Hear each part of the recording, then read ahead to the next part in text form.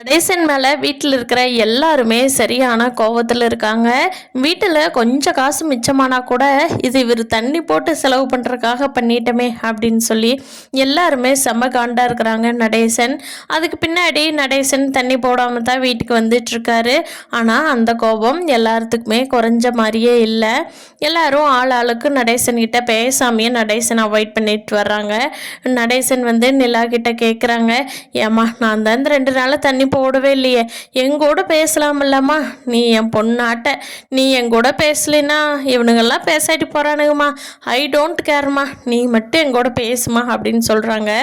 அதுக்கு நிலா இருந்துக்கிட்டு, அங்கிள் இங்கே பாருங்கள், நீங்கள் இன்னொரு 2 நாள் நீங்கள் இதே மாதிரியே எப்பவும் வந்தீங்கன்னா நான் பேசுகிற பற்றி யோசிக்கிறேன். இப்போ தயவு செஞ்சு என்கிட்ட பேசாதீங்க, எனக்கு எப்போ தோணுதோ அப்போ தான் பேசுவேன், அது வரைக்கும் எந்த இதுவுமே பேசாதீங்க அப்படின்னு சொல்லிட்டு நிலா சொல்லவும் நடேசன் சரி சரி ஓகே, நான் திருந்தனேன்னு நம்பினா நீ பேசுவ அதானே, ஓகே ஓகே நான் நிரூபித்து காட்டுறேன், இந்த நடேசன் யாருன்னு உங்கள் எல்லாத்துக்கும் நிரூபித்து காட்டுறேன், நடேசனை நம்ப மாட்டேங்கிறீங்க, வாட் அ பஃபலோ அப்படின்னு சொல்லிக்கிட்டு அவர் பாட்டுக்கு சாப்பிட்டு எந்திரிச்சு வெளியே போகிறாரு. அப்போது நிலாவோட அப்பா காரில் இறங்குறாங்க. நிலாவோட அப்பா பார்த்த உடனே எல்லாரும் வாங்க வாங்க வாங்க அப்படின்னு சொல்லிட்டு உள்ளே கூட்டிகிட்டு போகிறாங்க சோழன்.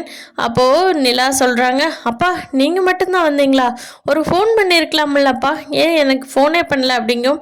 இல்லைம்மா இங்கே கொஞ்சம் பிஸ்னஸ் வேலையாக வந்தேன், அதனால தான் அம்மாவோ அண்ணனோ யாரும் வரல, நான் மட்டும்தான் வந்தேன், சரி வந்ததே வந்துட்டோம் சென்னை, இன்னொரு 8 பார்த்துட்டு போயிடலாம், என்ன பண்ணிகிட்ருக்க, ரிசப்ஷனுக்கு வந்த பொண்ணு மறுபடியும் நம்ம ஊருக்கு வரவே இல்லையே அப்படின்னு சொல்லிட்டு தான்மா உன்னை பார்க்கலான்னு வந்தேன் அப்படின்னு சொல்கிறாங்க. சரிங்கப்பா வாங்க இந்தாங்க தண்ணி குடிச்சிட்டு டீ போடுறேன்ப்பா அப்படின்னு சொல்லிட்டு நிலா சொல்கிறாங்க. அங்கே ஏதாவது சாப்பிட கொடுமா சம்மந்தி, வாங்க அங்கே இருந்து வந்திருக்கீங்க, ஒன்றும் சாப்பிட்றதுக்குலன்னா சொல்லு, நான் போய் வாங்கிட்டு வரேன் அப்படின்னு நடேசன் கேட்குறாங்க. அதுக்கு நிலாவோட அப்பா சொல்கிறாரு, இல்லை இல்லை நான் இப்போ தான் சாப்பிட்ட உடனே வர்றேன், வர்றப்பவே நல்ல பசி, இங்கே லேட் பண்ண வேண்டாம் அப்படின்னு சொல்கிறக்காக நான் சாப்பிட்ட உடனே தான் கார் பிடிச்சி வர்றேன் அப்படின்னு சொல்கிறாங்க. அப்போது நிலா இருந்துக்கிட்டு, அதான் அவர் ஒன்றும் வேண்டாங்கிறாரில்ல, நீங்கள் ஒன்றும் பண்ண வேண்டாம் அப்படின்னு சொல்லிட்டு முகத்தில் அடித்த மாதிரி நடேசன் கிட்ட சொல்லிடுறாங்க நிலா. அப்போது நடேசன் வழிய 2-3 வார்த்தை நிலாக்கிட்டேயும் சோழன்கிட்டையெல்லாம் பேசுகிறாங்க. ஆனால் நடேசனை அவங்க யாருமே மதிக்கலை, வேண்டாம் இல்லை ஆமான்னு மட்டும், அதுவும் நிலா மட்டும்தான் சொல்கிறாங்க. சோழனோ பாண்டியோ எந்த பதிலுமே சொல்லலை. அப்போது அதையெல்லாம் கவனிச்சிட்ருக்கிற நிலாவோட அப்பா வீட்டுக்கு வெளியில் அப்படியே கொஞ்ச நேரம் காத்தாட இருந்துட்டு வர்றோம்மா அப்படின்னு சொல்லிட்டு வெளியே வர்றாங்க. அப்போது நடேசன் வெளியில் உட்காந்துக்கிறாரு யாரும் பேசாதனால.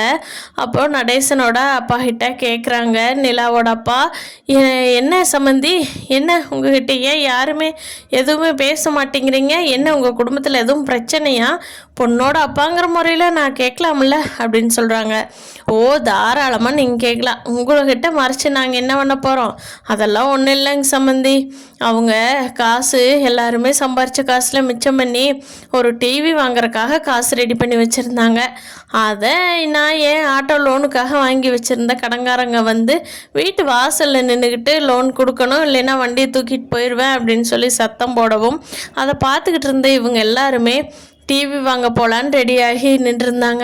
உடனே அந்த காசு எடுத்து அவனுக்கிட்ட கொடுத்துட்டாங்க. அந்த கோவத்தில் எல்லாருமே இருக்கிறாங்க, என்னால் தான் அந்த காசு போச்சு, டிவி வாங்க முடியாமல் போச்சு அப்படின்னு சொல்லி சரியான கோவத்தில் இருக்காங்க. அது ஏன் மருமகன்னா சொல்லவே வேண்டாங்க சம்மந்தி, பயங்கர ஸ்ட்ரிக்ட்டு புள்ள, என் மேலே சரி கோவத்தில் இருக்குது அப்படின்னு சொல்கிறாங்க.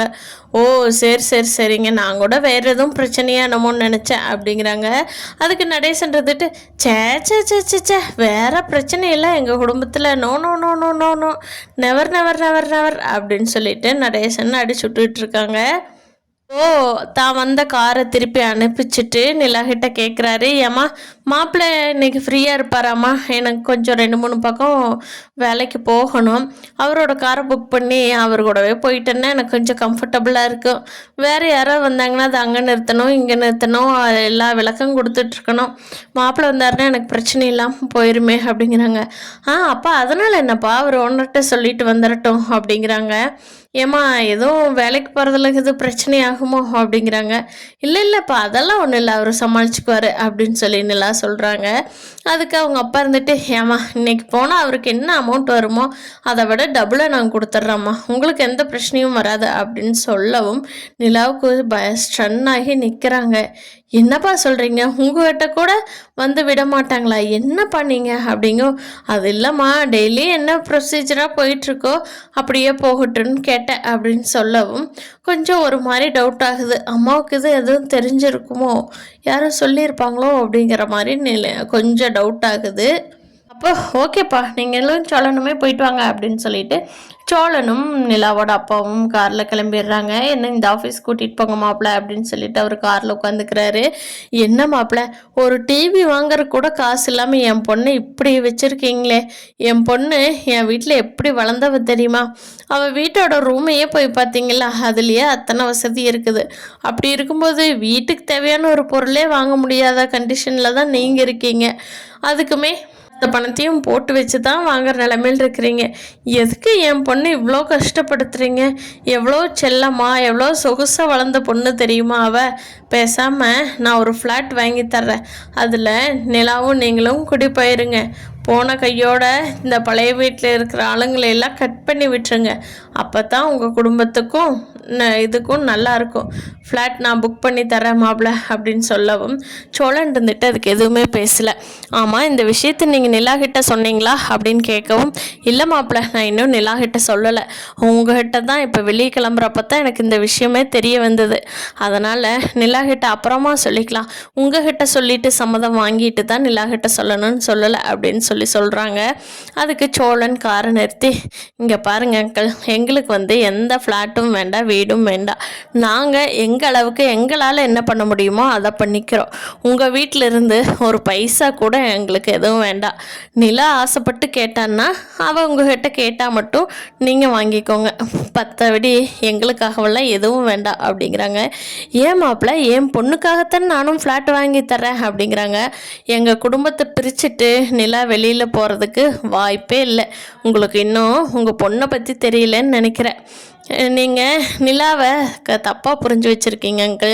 நிலா நான் போனால் கூட போவனே தவிர நிலா இந்த வீட்டை விட்டு வெளியில் போகவே மாட்டான். ஃபஸ்ட்டு உங்கள் பொண்ணுக்கிட்ட கேளுங்க, அதுக்கப்புறமா நீங்கள் எதாக இருந்தாலும் யோசனை பண்ணிக்கலாம் அப்படின்னு சொல்லி கெத்த கலர் தூக்கி விட்டுட்டுருக்கிறாரு சோழன்.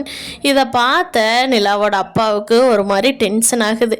என்ன நம்மளோட காசை போட்டு அப்பார்ட்மெண்ட் அவங்களுக்கு ஒரு 2 பேர்த்துக்கு வாங்கி கொடுக்குறேன்னு சொன்னேன்னா அவங்க என்னடான்னா, வேண்டாம் இந்த ஓட்டை வீட்டை விட்டுட்டு வரமாட்டேன், இந்த பழைய ஆளுங்களை விட்டுட்டு வரமாட்டேன், தண்ணி போடுறவன், மெக்கானிக் ஷாப் வச்சிருக்கிறவன், கட்டடம் கட்டுறவனையெல்லாம் விட்டுட்டு வந்து இவனால் இருக்க முடியாதா, அதான் புருஷனை கூட்டிகிட்டு வந்து கூட இருக்காளே, அப்புறம் என்ன, சே அவனை கூட மாற்றிடலாம் போல், நம்ம பொண்ணு பெற்று வச்சுருக்கிறோமே, இவளை என்னதான் டேஸ்ட்டோ என்னதான் விருப்பமோ தேன் அவளுக்கு அப்படின்னு சொல்லி நிலாவோட அப்பா தேனுகிட்ட நடந்ததையெல்லாம் சொல்லி புலம்பிகிட்ருக்காங்க. இனி அடுத்து வர்ற எபிசோடில் என்னென்ன நடக்க போகுதுன்னு அடுத்த எபிசோடில் பார்க்கலாம் ஃப்ரெண்ட்ஸ். தேங்க்யூ. இந்த வீடியோ பிடிச்சிருந்தா லைக் பண்ணிவிட்டு நம்ம சேனலை இன்னும் சப்ஸ்கிரைப் பண்ணாதவங்க சப்ஸ்கிரைப் பண்ணிக்கோ.